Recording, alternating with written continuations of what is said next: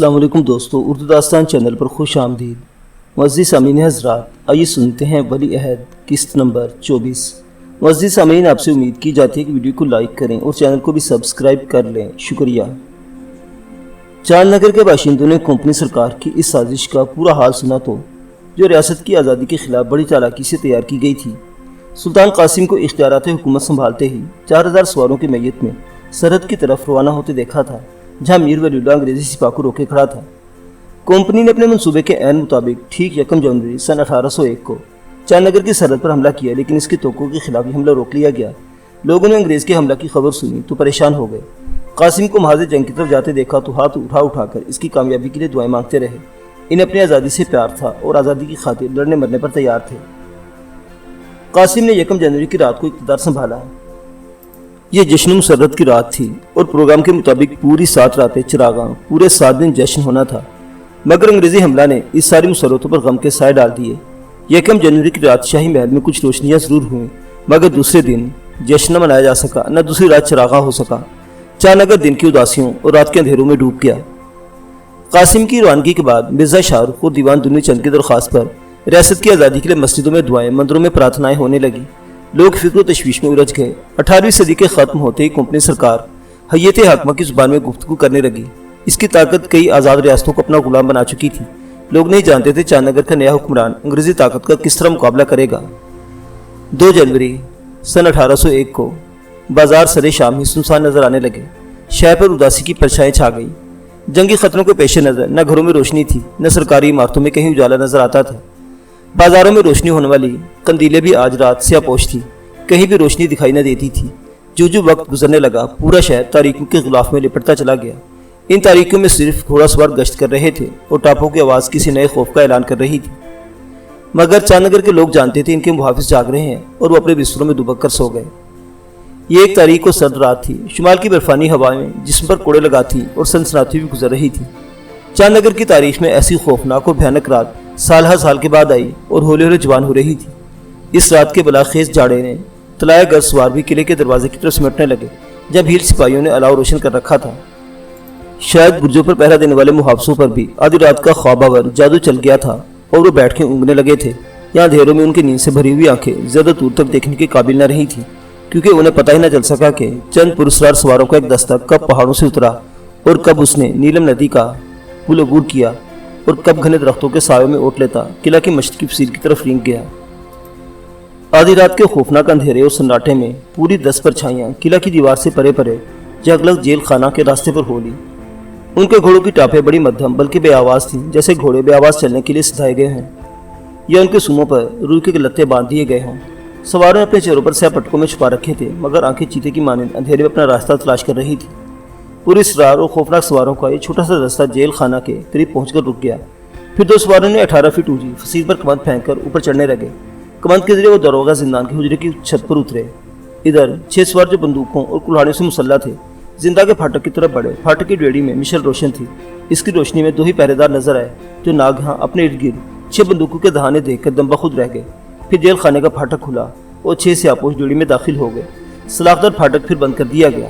دونوں پہرے داروں کو بغلی کوٹری میں بند کر کے ان کی جگہ 2 نئے پہرے دار متعین ہوئے، جنہیں پہرے داروں کی وردی پہنا دی گئی تھی۔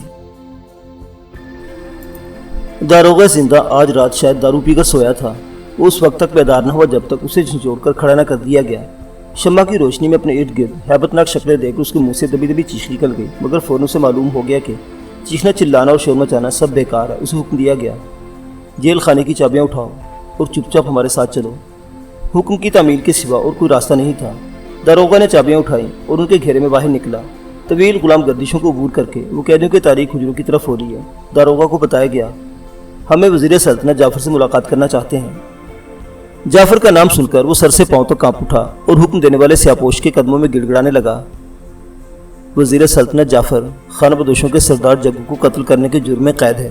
اگر وہ جیل سے نکل گیا تو اس کی جگہ مجھے پھانسی ہوگی، میری بیوی بیوہ اور بچے یتیم ہو جائیں گے، مجھ پر رحم کرو۔ مگر کسی قسم کے رحم کا سوال ہی پیدا نہیں ہوتا تھا۔ منت سماجت بیکار تھی، اسے بہتر حکم کی تعمیل کرنا تھی۔ داروغہ لرزتا کانپتا انہیں ساتھ لے کر تہہ خانے کے دروازے پر آیا، پھر زینے کا بھاری قفل کھولا اور مشل کی روشنی میں خمدار زینہ اتر کر وہ تہہ خانے میں پہنچے، جہاں 4 کمرے تھے جن میں خطرناک ترین سازشی اور حکومت کے باغی نظر بند کیے جاتے ہیں۔ जाफर और उसका नायब गीजी यहाँ अलग अलग कमरों में बंद थे। 2 कमरों के दरवाजे बारी बारी खुले। पहले जाफर को बाहर घसीट लिया गया, फिर गीजी को निकालकर कोठरी से निकाला गया। दारोगा को एक मरतबा फिर फरियाद की सूझी, अगर मुझ पर नहीं तो मेरे बीवी बच्चों का ख्याल किया जाए, कैदियों की रिहाई मेरी मौत बन जाएगी। जवाब में दारोगा के सर पर कुल्हाड़ी का दस्ता पड़ा और वो वहीं चकराकर बेहोश हो गया। जाफर और गीजी दोनों हैरान थे। इस बात का वहम गुमान भी नहीं था कि कोई पुरस्कार ताकत उन्हें इस तरह जेल से निकाल ले जाएगी। जाफर सोच रहा था, भला कुमरी सरकार के अलावा ऐसी ताकत और कौन सी हो सकती है जो मौत की काल कोठरी का दरवाज़ा इस जुर्रत से खोल सके। ये एहसास बहरहाल बड़ा मुसरत अंगेज था कि उसे और गीजी को मौत के मुंह से निकाल लिया गया है। मिशल के लरजती थिरथराती रोशनी में जाफर अपने सामने कैसे स्यापोश की आंखें देखी, जिन्हें पहले भी कहीं देख चुका था, मगर याद नहीं आ रहा था कि ये पुरकशिश आंखें कहाँ देखी थी। जिंदा के फाटक से निकलकर उसी स्यापोश ने जाफर को घोड़े पर सवार होने में मदद दी और फिर पलटकर एक कुल्हाड़ी जिंदा के फाटक पर फेंकी, जिसका फल एक उंगल तक चुभी दहलीज में खुप गया। इस स्यापोश के सवार होते ही पुरस्कार सवारों का काफिला उसी रास्ते पर हो लिया जिधर से आया था और फौरन ही जमस्तान की इस सर्द रात के अंधेरों में घुल मिल गया। भयानक रात के तारीख सन्नाटों में टापू की मध्यम आवाज भी शायद किसी को सुनाई न दे सकी। दर्रानुमा पहाड़ी गलियां किकरबंदे की झाड़ों की मानिद पंचों में पंजे डाले भूल भुलैयों की तरह दूर तक चली गई थी। अंधेरे में मिशल की रोशनी उन्हीं पहाड़ी गलियों, दराड़ों, कगारों और मुड़े तुड़े रास्तों पर लपकती उछलती रही। घोड़े इन पहाड़ी गलियों और पुरपेज रास्तों से आगा मालूम होते थे। वो अपने रहनुमा के पीछे पीछे चलते रहे। जाफर और गीजी दोनों हैरान थे कि उनके पुरस्कार मुहाफिज जो इन्हें मौत की कोठरी से निकाल लाए अब कहाँ ले जाते हैं। वो सरहद की तरफ क्यों नहीं गए जहाँ से अंग्रेजी अमलदारी में दाखिल हो सकते थे। शायद जंग की वजह से सरहद की तरफ जाना खतरनाक हो। वो चुपचाप सफर करते रहे। स्यापो सवार पेच दर पेच रास्तों अबूर करते यकलखते खतरनाक नशे में उतरने लगे। अब इनका रुख एक ऐसी गहरी वादी की जानिब था जो सैकड़ों फीट नीचे पहाड़ की तराई तक फैलती चली गई थी। घोड़े आगे पीछे एक पतली सी पगडंडी पर चलते आखिरी गहरी वादी में उतरे। उस वादी की एक जानिब मिशल की रोशनी पहाड़ी कगारों और गारों पर थरथराती, जिनके सामने खुले मैदान में खाना बदोशों के मखसूस झोंपड़े और खेमे देखकर जाफर के बदन पर खौफ की शदीद सनसनी तारी हुई और एक सर्द लहर रीढ़ की हड्डी में सरसराती चली गई। चंद लम्हों बाद वो एक वसी और अरीज गार के सामने घोड़ों से उतरे। जाफर और गीजी को गार के मुंह में धकेल दिया गया। इनके पीछे पीछे वही स्यापोश गुफा में दाखिल हुआ जिसकी पुरकशिश आंखें जाफर की देखी भाली थी और जो सफर के दौरान मौत की तरह इनके सर पर मुसल्लत रहा था। गुफा काफी तवील थी। उसके पल्ले तारीख गोशे में 2 टिकटिकियां भी नजर आई, जिन्हें देखते ही जाफर जिंदा से अपनी ढाई का मतलब समझ गया। दोनों कैदियों को गुफा की टिड़ी और तिरछी दीवार के साथ खड़ा कर दिया गया और वही स्यापोश अपने कूलों पर हाथ टिकाकर उनके सामने खड़ा हो गया, जिसकी आंखों में बिजलियां कौन रही थी। फिर इसका एक बाजू लहराया और एक ही झटके से इसके सर से चादर और चेहरे से स्यापटका उतर गया। जाफर के सारे अंदेशे दूर साबित हुए। अब उसके सामने खाना बदोशों के सरदार जग्गू की वो बहादुर बेटी खड़ी थी जिसने जुलूस तख्त नशीनी से पहले वलियत के साथ मुकाबला करके लोगों को शशदर कर दिया था। जाफर के साथ गीजी भी भुचक्का सा रह गया, मगर जाफर की हालत ज्यादा दिगरगू हो रही थी। वो सदमा से चकराकर गिर रहा था कि शहजादी के पांव की जर मुंह पर पड़ी और वो लड़खड़ाकर गुफा की दीवार से टकराया। फिर एक आवाज बिजली की तरह कड़की और ये आवाज जग्गू की बेटी की थी, खड़ा हो जा। एक ही ठोकर में जाफर के औसान बहाल हो गए। उसने बेचूचरा हुक्म की तामील की और शहजादी कहरुल लहजे में बोली, तूने सरदार जग्गू की बेटी को पहचान लिया होगा। ये समझ गया होगा कि खाना बदोशों के मुजरिम जमीन की छाती से निकाल लिए जाते हैं। तू चायनगर का बाद में पहले मेरा मुजरिम है। मैं तुझे जेल की दीवारों से इसलिए निकाल लाई हूँ कि टिकटिकी पर बांधकर उसी अजाब में मुब्तला कर दूँ जिसमें तूने मेरे बाप को मुब्तला किया था। जाफर के होश उड़ने लगे। गीजी की आंखों के सामने अंधेरा छा गया। शहजादी फिर गर्जी, बोल, तुझे सरदार जग्गू से क्या दुश्मनी थी? तूने इस पर इरादा कत्ल और चोरी का इल्ज़ाम क्यों लगाया? जाफर खामोश रहा। उसके पास सवाल का जवाब नहीं था। शहजादी ने एक पल इंतजार किया, फिर बोली, जाफर तुझे बोलना होगा, जो कुछ पूछती हूँ बताना पड़ेगा। जाफर की जुबान नहीं खुली। शहजादी ने हुक्म दिया, इसे टिकटिकी पर कस दो और जब तक बोलता नहीं जान नहीं निकलनी चाहिए। काशू ने 2 आदमियों के साथ फौरन जाफर को पकड़ के टिकटिकी पर कस दिया और उसके साथ ही दूसरी टिकटिकी पर गेजी जकड़ दिया गया। शहजादी ने एक इशारा किया, काशू अब तुम जाफर की जुबान खुलवाओगे। फौरन ही काशू ने चरमी कोड़ा संभाल लिया और इसकी खौफनाक सरसराहट के साथ ही जाफर की चीख किसी बदरू की तरह गुफा में गूंज गई। चरमी कोड़ा इसके जिस्म की खाल उधेड़ने लगा। चीखें पे दर पे बुलंद हुई। काशू अपने सरदार का इंतकाम ले रहा था। जाफर का बदन लहूलहान हो गया और गश खाते ही सर एक तरफ ढलक गया। बाली ने इसके मुंह पर ठंडे पानी का डोल उंडेल दिया। जाफर ने झुंझरी लेकर आंखें खोल दी। काशू कोड़ा फिर हरकत में ले आया। खाल फिर उधरी, चीखें फिर गूंजी। जाफर फिर बेहोश हो गया। बाली ने फिर पानी फेंका, मगर अब के होश नहीं आया। शहजादी के हुक्म पर बाली ने वही कोड़ा संभाला और अब की गीजी के मिजाज पुरसी होने लगी। جو ٹکٹکی پر تڑپتا کسمساتا اور چلاتا رہا، میں کچھ نہیں جانتا، مگر سردار جگو کوڑے تو نے مارے تھے، اس کی جان تو نے لی تھی۔ گیجی کا کوئی عذر قابل قبول نہیں تھا، اسے ٹکٹکی پر جان دینا تھی، اور یہ جگو کی بیٹی کا اٹل فیصلہ تھا۔ جعفر کی طرح گیجی بھی لہولہان ہوا اور تھوڑی دیر میں اس کے ہوش بھی جاتے رہے۔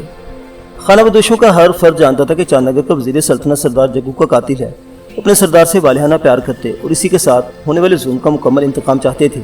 وہ گفا کے اندر باہر جھونپڑوں خیموں میں کھڑے تھے، شہزادی کے ساتھ سردار سلیمان، کاشو بالی، لالو بونگی اور رنگا وغیرہ اپنے مجرموں کو چانگر کی جیل سے نکال کر لائے، اور اب جاننا چاہتے تھے کہ جعفر نے سردار جگو پر جھوٹے الزام کیوں لگائے۔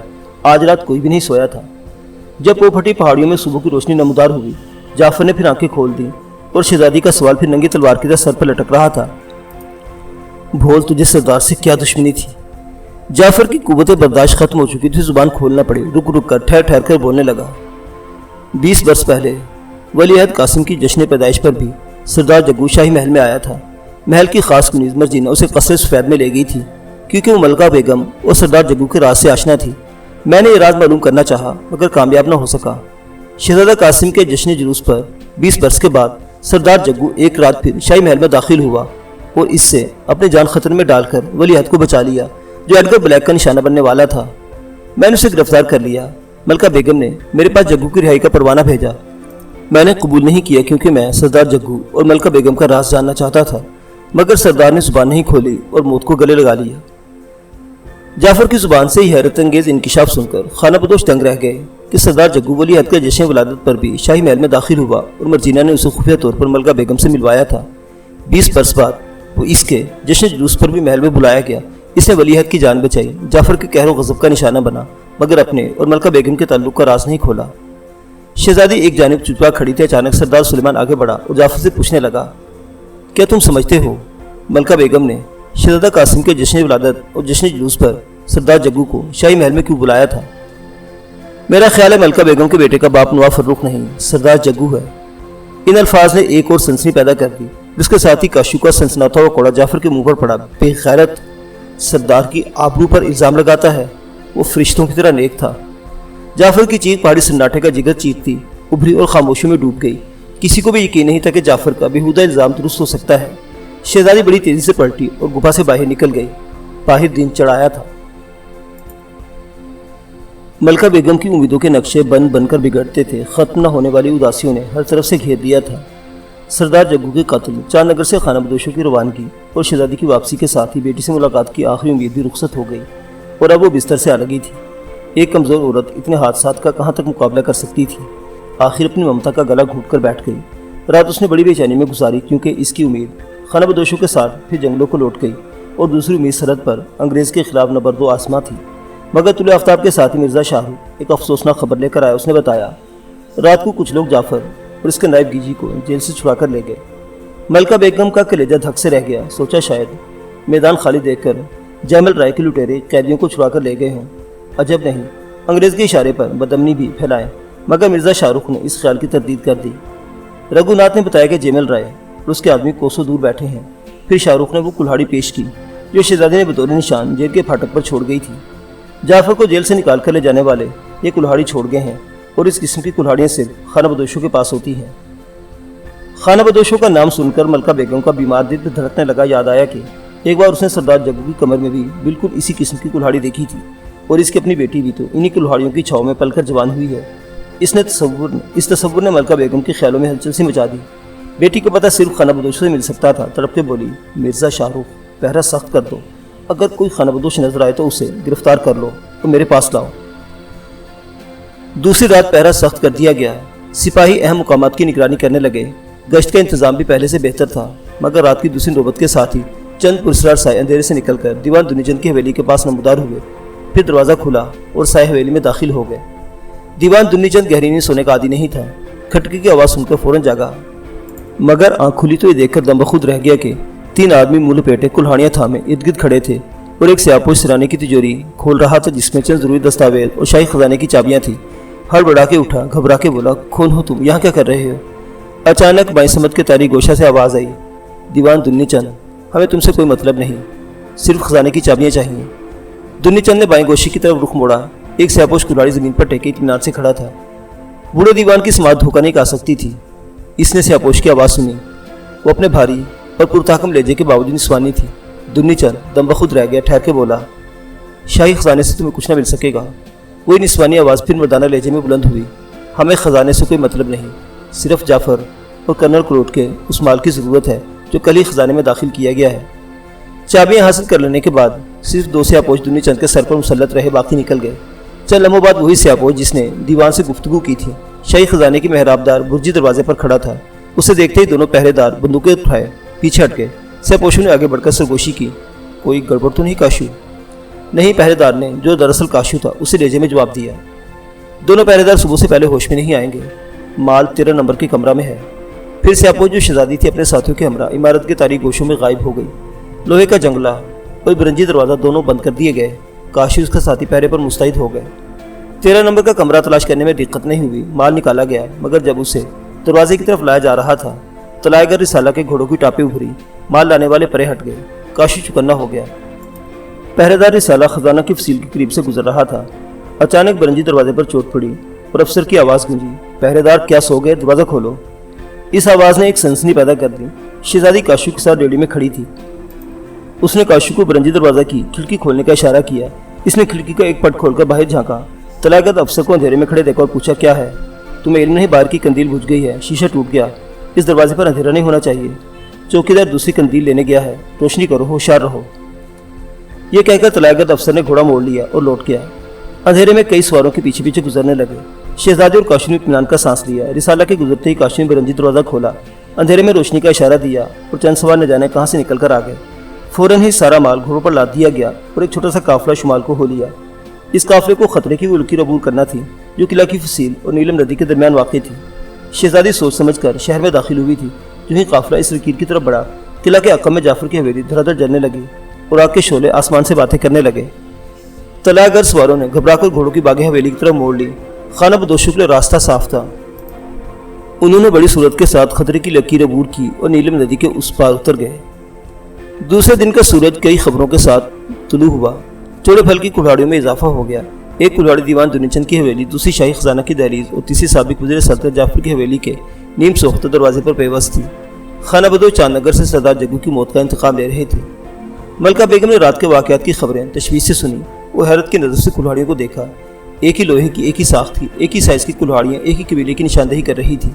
मिर्ज़ा शाहरुख और दीवान दुन्नी चंद दोनों सरनी होड़े खड़े थे। दुन्नी चंद ने बताया, शाही खजाना से कर्नल क्लोट, अंग्रेज़ रेजिडेंसी और जाफर के जब्त शुदा माल के अलावा एक पाई का नुकसान नहीं हुआ। दीवान दुन्नी चंद का दूसरा इंकिशाफ मज़ीद हैरत अंगेज़ था। राज सियापोश खाना बदोश से बात हुई। उसका लहजा भारी मगर आवाज़ निस्वानी थी। मलका बेगम के दिल में एक नई किरण तड़पने लगी। शायद वो जग्गू सरदार की बेटी हो, शहजादी हो, उसकी अपनी नूरे नज़र हो। और इसका मतलब ये है, खाना बदोश चांदनगर से गए नहीं, उसके जिगर का टुकड़ा यही मौजूद है।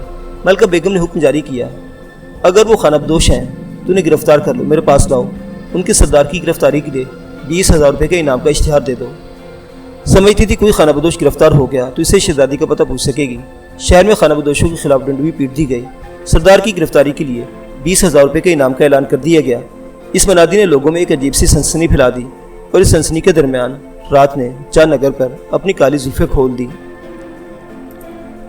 पहरेदार मुख्तलिफ टुकड़ों में बंटकर इधर उधर बिखर गए। जगह जगह अलाव रोशन कर दिए गए। कोई अजनबी उनकी नज़र से बचकर शहर में दाखिल हो सके, ना शहर से निकल सके। रात अपने दूसरे पहर से गुजर रही थी मगर मलका महल की दूसरी मंजिल पर कंदीलें अभी तक रोशन थी। दूसरी नौबत बजते ही महल की कुनी शगुफ्ता दस्तूर के मुताबिक शमें गुल करने आई, मगर मलका बेगम ने इसे लौटाए हुए कहा, आज शमें गुल नहीं होंगी। बहुत बेचैन और मुस्तिब नजर आती थी। आंखों में नींद के बजाय बेटी का तस्वुर बसा हुआ था और आज मुसहरी इसके लिए कांटों की सेज बन गई थी। किसी बेकरार रूह की तरह कमरे में फिरने लगी। मर्जीना ने दोबारा तवज्जो दिलाई, मलका हुजूर, अब रात बहुत बीत गई, आराम फरमाइए। मगर आराम मलका बेगम की किस्मत में कहा था। अपने पेट की जनी बेटी को खो चुकी थी और इसके बदले में जो सरवरे बहारा हासिल किया वो खतरे की सरहद पर दुश्मन से निपटने गया था। बदनसीब मलका की दोनों आरज़ुएं दाव पर लगी थीं। इसे एक पल करार नहीं था। कभी तस्वुर बेटी के ताक़ुब में भाग निकलता, कभी ख्याल कासिम का पीछा करता जिसकी ज़िंदगी पर चांदनगर की ज़िंदगी का इन्हसार था। सोच रही थी कल उसे खुद फौजी लिबास ज़ेबतन करके माज़ जंग की तरफ कूच करना चाहिए। चांदनगर की आज़ादी के लिए खुद को कुर्बान कर देने के लिए तैयार थी। कुनीज़ें अपने हुजरों में जा चुकी थी। सावन इतनी मंजिल की राहदारी में घूम रहा था।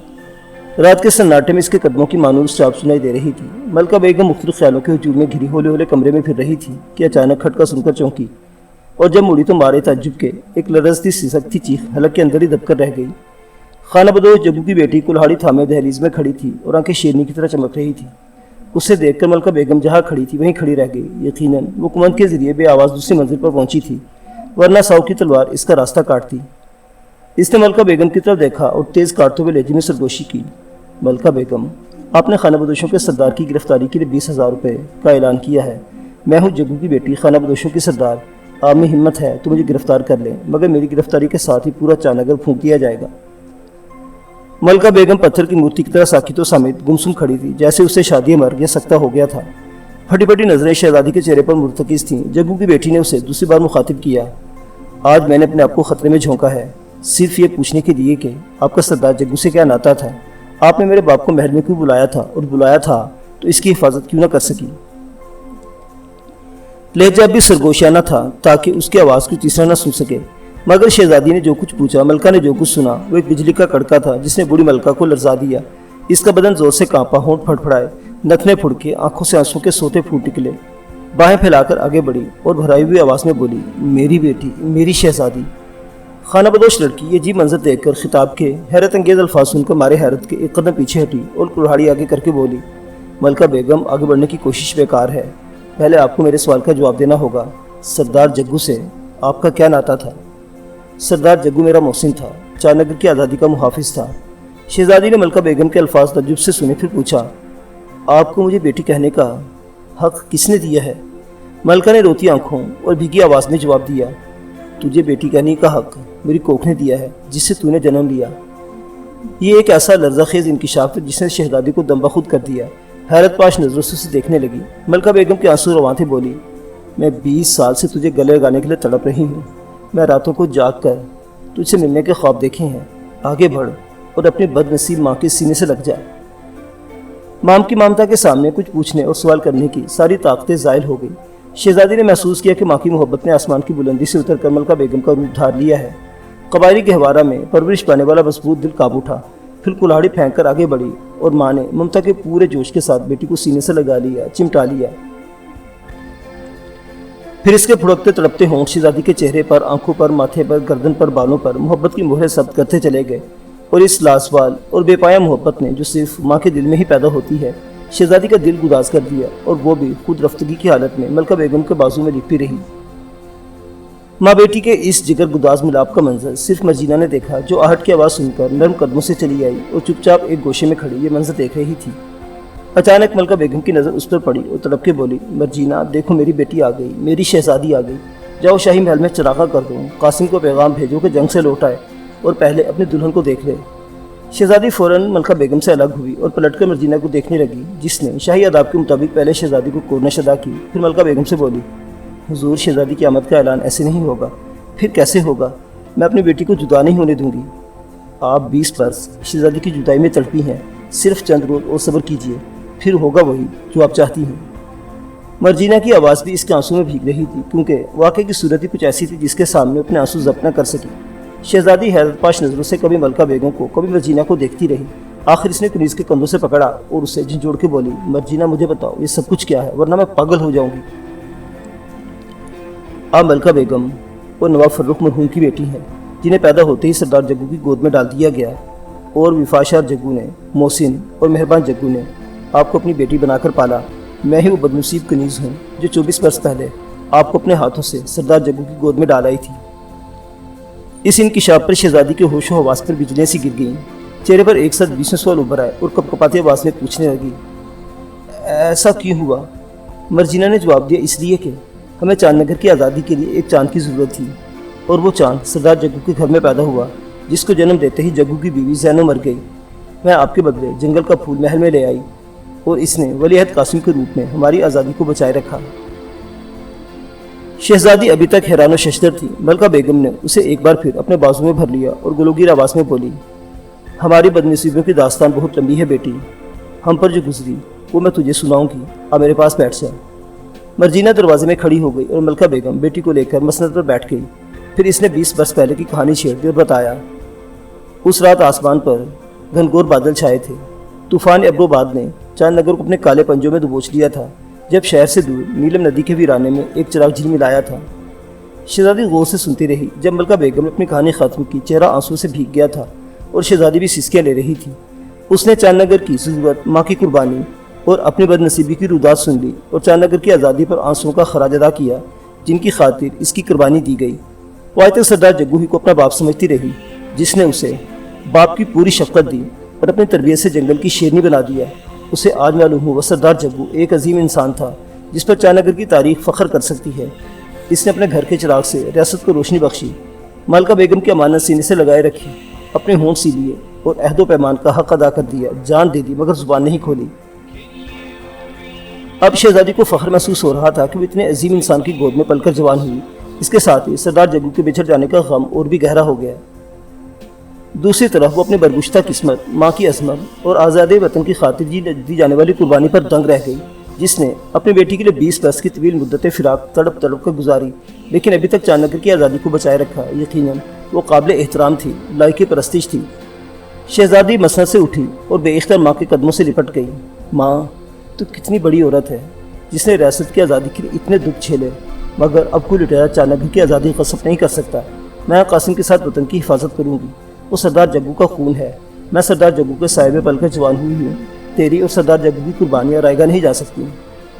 ملکہ بیگم کا چہرہ خوشی سے دمک اٹھا۔ شہزادی کو اٹھا کر اپنے پاس بٹھایا اور کانپتی تھر تھراتی آواز میں کہنے لگی، یاد رکھ بیٹی، قاسم اب چاند نگر کا سلطان ہے اور سلطان ہی رہے گا۔ سردار جگو کو جو قول دیا تھا اپنی جان کے ساتھ نبھاؤں گی۔ میں نے قاسم کو بیٹا ضرور بنایا مگر اسے اپنا دودھ نہیں پلایا۔ اس طرح چاند نگر کی ملکہ کا عہدہ تیرے لیے خالی رکھا۔ وہ جنگ سے لوٹ آئے تو تجھے دلہن بنا کر اس کے ساتھ ریاست کے تخت پر بٹھاؤں گی۔ شہزادی عجیب سے خیالوں میں کھو گئی۔ دل میں بہادر کی یاد نے انگڑائی لی، لیکن فوراً سوچنے لگی، چاند نگر کے لیے، ماں کے لیے شاید اسے بھی اپنی محبت قربان کر کے سلطان قاسم کی دلہن بننا پڑے۔ وہ ماں کے حکم سے انکار نہیں کر سکتی تھی۔ بہادری کے مقابلوں میں قاسم کی شجاعت و مردانگی اور سپاہیانہ مہارت کو بنفس نفیس آزما چکی تھی۔ پھر وہ سردار جگو کا بیٹا تھا، جگر کا خون تھا۔ شہزادی اس کے ساتھ ایک عجیب سا تعلق محسوس کرنے لگی۔ اچانک رات کی تیسری نوبت میں چکا دیا، ستارہ سحری نمودار ہو چکا تھا۔ شہزادی نے ماں سے رخصت طلب کر بتایا کہ غدار جعفر اور گیجی اپنے انجام کو پہنچ گئے اور 1-2 دن کے بعد وہ شمالی جنگلوں میں بکھرے ہوئے خانہ بدوشوں کو لے کر، جنہیں سردار جگو نے باقاعدہ جنگ کی تربیت دی تھی، محاذ جنگ کی طرف روانہ ہو جائے گی۔ بولی، ماں، میں قاسم کے کندھے سے کندھا ملا کر انگریز کا مقابلہ کروں گی اور اب چاند نگر میں اس وقت لوٹوں گی جب آزادی کا چاند گہن سے نکل آئے گا۔ وہ ملکہ بیگم سے گلے مل کر رخصت ہونے لگی تو مرجینہ نے آگے بڑھ کر ایک عجیب بات کہی، شہزادی حضور، اس بات کو کبھی نہ بھولیے گا کہ آپ سردار جگو کی بیٹی ہیں اور سردار جگو کی بیٹی ہی رہیں گی۔ قاسم ملکہ بیگم کا بیٹا ہے اور ملکہ بیگم کا بیٹا رہے گا۔ یہی وہ عہد ہے جس پر ملکہ بیگم، میں اور سردار جگو قائم رہے، اور اب آپ بھی اس راز میں شریک ہو چکی ہیں۔ شاید ہم سلطان قاسم کو بھی اس بارے میں کچھ نہ بتا سکیں۔ شہزادی نے ایک پل مرجینہ کی بات پر غور کیا، معاملے کی نوعیت سمجھی اور کہا، میرے لیے فخر کی بات ہے کہ سردار جگو کی بیٹی کہلاؤں۔ یہ کہہ کر کلہاڑی اپنے کمر کی پیٹی میں اٹھی اور اسی کنگیرے کی طرف بڑھی جس سے ابھی تک کمند کا پھندا اٹکا ہوا تھا۔ پھر کمند پکڑ کے جھول گئی اور کوندے کی طرح لپکتی جھپکتی ملکہ محل کے عقب میں اتر گئی۔ ملکہ بیگم اور مرجینہ چاند نگر کی شہزادی کو اس دلیری و مہارت کے ساتھ کمند کے نیچے اترتے اور اندھیرے میں غائب ہوتے دیکھ کر دنگ رہ گئی۔ سردار جگو کی تربیت نے اس کے جسم میں بجلیاں بھر دی تھیں۔ کسی طرف سے کوئی شور نہیں اٹھا، کوئی فائر نہیں ہوا، کوئی ہنگامہ نہیں مچا۔ شہزادی چپ چاپ آئی تھی، چپ چاپ نکل گئی۔ اس کے غائب ہوتے ہی ملکہ بیگم کمرے میں لوٹ آئی اور مسہری پر لیٹ گئی۔ اب وہی مسہری راحت و آرام کی سیج تھی۔ معزز سامعین حضرات، ولی عہد کی یہ داستان ابھی جاری ہے، بقیہ واقعات اگلی قسط میں دیکھتے رہیے۔ اردو داستان۔ اللہ حافظ۔